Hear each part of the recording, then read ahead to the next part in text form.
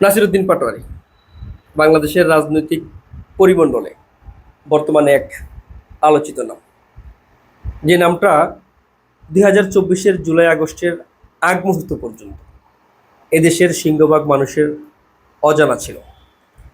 গণ অভ্যুত্থান ঘটল, বৈষম্য বিরোধী আন্দোলনের সম্মুখ সারিতে নেতৃত্ব দেওয়া ছাত্র প্রতিনিধিরা নাগরিক কমিটি নামক একটা সংগঠনের আত্মপ্রকাশ করে। সেই সংগঠনের আহ্বায়কের পদ পান নাসিরউদ্দিন পাটোয়ারি। এরপর থেকে তার নামটা আলোচনায় আসতে শুরু করে। এরপর সেই কমিটি ভেঙে জাতীয় নাগরিক পার্টি নামক সংগঠনের যখন আত্মপ্রকাশ ঘটে, বর্তমানে সেই কমিটির নাসিরউদ্দিন পাটোয়ারি মুখ্য সমন্বয়কের দায়িত্ব পালন করছেন। এই নাসিরউদ্দিন পাটোয়ারির আলোচিত হয়ে ওঠার পেছনে জনগণের পালসকে বুঝে ওঠা অন্যরকম ভূমিকা পালন করেছে। তিনি জনগণের পালস হাড়ে হাড়ে বুঝে গেছেন। এদেশের জনগণ ইমোশনালি কী চায়, এদেশের জনগণ অল্পতে কী গ্রহণ করে, সেসব জিনিস বুঝে।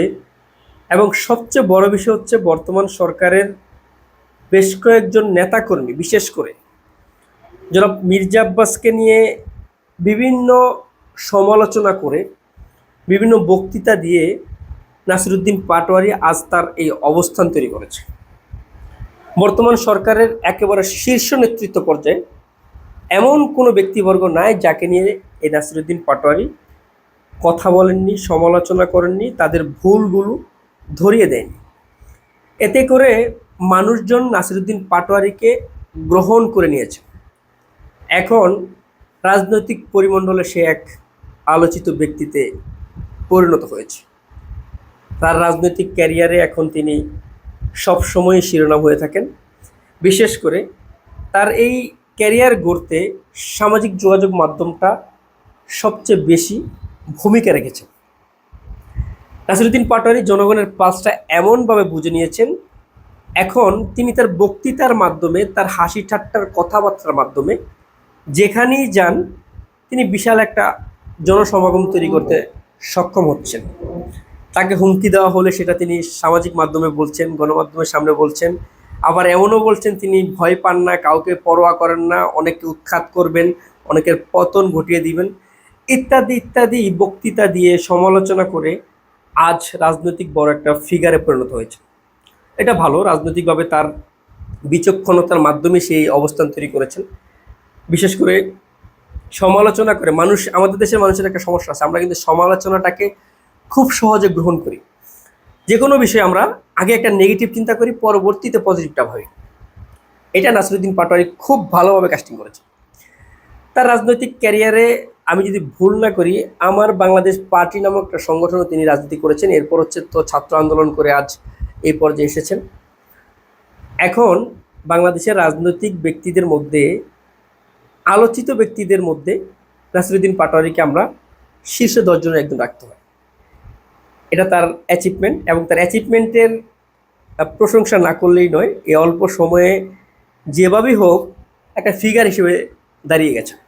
এখন তার পেছনে এত পরিমাণ মোবাইল ক্যামেরা থাকেন, কিংবা গণমাধ্যম কর্মীরাও তার পেছনে থাকতে বাধ্য হচ্ছেন, কারণ তিনি এমন এমন বক্তৃতা দেন এবং মানে এমন এমন কথা তুলে ধরেন যেটা গণমাধ্যমের জন্য খুব ভালো ভিউ হয়, ভালো একটা নিউজ তৈরি হয়।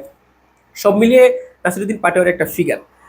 তার রাজনৈতিক ক্যারিয়ার ভালো, এটা আমাদের সবারই চাওয়া, কিন্তু এই যাবৎকালে যে তিনি যেটা অ্যাচিভমেন্ট করেছেন সেটা কিন্তু তার একক বুদ্ধিমত্তা। বিশেষ করে সবশেষ শহীদ ওসমান হাদির মৃত্যুর পর নাসিরউদ্দিন পাটোয়ারি বেশি আলোচনা আসেন। যখন ওসমান হাদির আসনটা খালি হয়ে যায়, তখন নাসিরউদ্দিন পাটোয়ারি নিজের জায়গা তৈরি করতে জনাব মির্জা আব্বাস, বর্তমান সরকার দলীয় এমপি, তার বিরুদ্ধে যেসব অভিযোগ আছে সেগুলো জনগণের সামনে যখন তুলে ধরা শুরু করেন, তখনই তিনি আলোচিত হয়ে ওঠেন। এরপর রাজনৈতিক নেতৃবৃন্দদেরকে নিয়ে, আমলাদেরকে নিয়ে ইত্যাদি ইত্যাদি তিনি সবসময় কথা বলতে পছন্দ করেন, এবং তার কথায় কিন্তু যৌক্তিকতাও আছে। তাকে সেইভাবে কাউন্টার দিতে পারেন না। অনেকে অপছন্দ করেন, আমরাও পছন্দ অপছন্দের তালিকা রাখতে পারি, কিন্তু রাজনৈতিকভাবে সে কিন্তু সফল। আলটিমেটলি তার সফলতা সে অর্জন করে ফেলেছেন। এমপি হতে পারেন নাই, কিন্তু রাজনৈতিক ফিগারে পরিণত হয়েছে। তাকে নিয়ে সমালোচনা আছেন, কিন্তু তার রাজনৈতিক ক্যারিয়ারে বিচক্ষণতারও প্রশংসা করতে হবে, কারণ অল্প সময়ে এভাবে একটা ফিগার তৈরি করে আজ তিনি আলোচনার কেন্দ্রবিন্দু। যদিও এটাতে নেগেটিভ অনেক ইস্যু আছে, তার যদি ভুল ধরা যায় সেটার কোনো শেষ হবে না। তারপরও নাসিরুদ্দিন পাটোয়ারির রাজনৈতিক ক্যারিয়ার ভালো। নাসিরুদ্দিন পাটোয়ারি এ যাবৎকালে যেগুলো করেছেন, আমরা প্রত্যাশা করি সামনের রাজনৈতিক ক্যারিয়ারে তিনি ভালো করবেন, এবং তার কিছু কিছু কথাবার্তা আছে যে অমুককে উৎখাত করব, অমুককে মাঠ থেকে সরিয়ে দিব, অমুককে পতন ঘটিয়ে ফেলবো, ইত্যাদি ইত্যাদি। এইসব বলে কিন্তু নাসিরুদ্দিন পাটোয়ারি মানুষের মনে একটা জায়গা তৈরি করে ফেলেছে।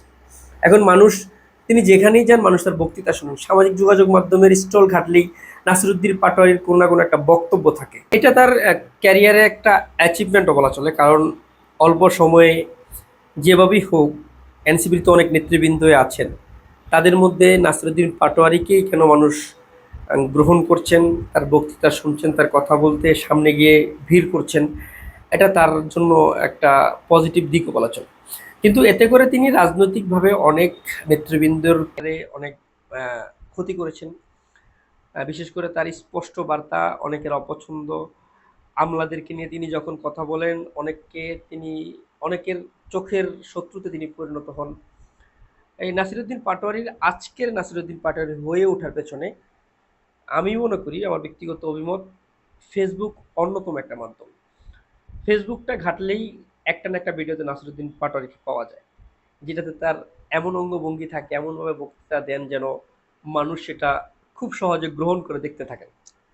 এটা একটা ভালো দিক। আমরা তার কাছে প্রত্যাশা রাখবো। এদেশের রাজনীতি মানে আমরা মনে করি অর্থ উপার্জন, দুর্নীতিগ্রস্ত হওয়া, অন্যায় অবিচার করা। সে যখন সবসময়ই দুর্নীতির বিরুদ্ধে কথা বলেন, তিনি যদি দুর্নীতিতে জড়ান, তারও পতন ঘটবে। আমরা সেটা প্রত্যাশা করি না। আমরা চাই ভালোভাবে, এইভাবে সমালোচনা না করে ভালো সুন্দরভাবে মানুষকে কাছে টেনে নিয়ে রাজনীতিটা করুক এবং ভালো ক্যারিয়ার করুক।